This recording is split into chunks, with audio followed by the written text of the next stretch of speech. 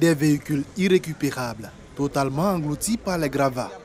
Des gravats qui proviennent de cet immeuble à la Riviera Bonoumé. 3 balcons se sont détachés pour se retrouver au pied du bâtiment. On a entendu un bruit, un très grand bruit. Et quand on a regardé, par les fenêtres, on a vu que les voitures étaient sous les briques routes.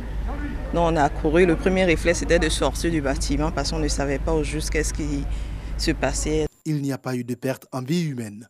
Mariam est l'une des rares habitantes de l'immeuble que le ministre de la Construction, du Logement et de l'Urbanisme a trouvé sur place à son passage sur le site du sinistre. Dès que ça arrive, c'est le ministère de la Construction. Au-delà de ça, nous sommes des hommes, donc nous venons apporter notre compassion les Ivoiriens qui sont touchés.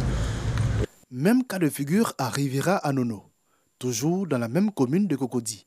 Un immeuble de type R+5 en construction s'est totalement effondré le 12 mars dernier. Ici, les conséquences sont plus désastreuses. 13 morts, une dizaine de blessés et des populations encore traumatisées. Les enfants étaient traumatisés. Pendant une semaine, on a quitté ici pour laisser les policiers et tout le monde travailler. Mais bon, ça va maintenant. On a vu venir, on a même essayé d'avertir ceux qui étaient en train de construire que l'immeuble, mais ils nous ont dit qu'on n'est pas dans le domaine, qu'on ne s'y connaît pas, on ne sait pas.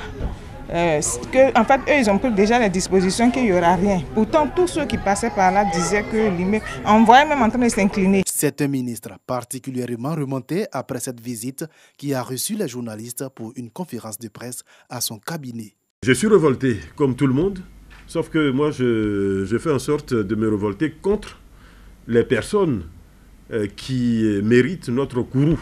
Il n'y a pas plus responsable que celui qui construit. Celui que nous appelons, dans notre jargon, le maître d'ouvrage. C'est lui qui a la première responsabilité de la sécurité du bâtiment. J'allais dire, d'abord, c'est son intérêt à lui.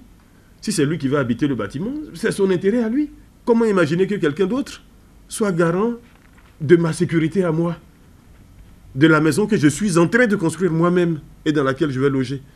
Bruno Koné a appelé les constructeurs de bâtiments à faire preuve de responsabilité dans l'exécution de leurs prestations. Tant que ces personnes qui construisent ne sont pas responsables, ne sont pas sanctionnées par rapport aux défaillances éventuelles sur les constructions qu'elles réalisent, ces personnes-là, on risquera malheureusement de continuer à avoir des cas comme ceux que nous venons de voir. Les défaillances avérées seront sanctionnées selon nos lois et la réglementation en vigueur. Tout est mis en œuvre pour traquer les constructions illégales. Elles feront désormais l'objet de saisies, a prévenu le ministre Bruno Koné. Leurs propriétaires, quant à eux, risquent des peines de prison allant de 1 à 24 mois et des amendes de 500 000 à 10 millions de francs CFA.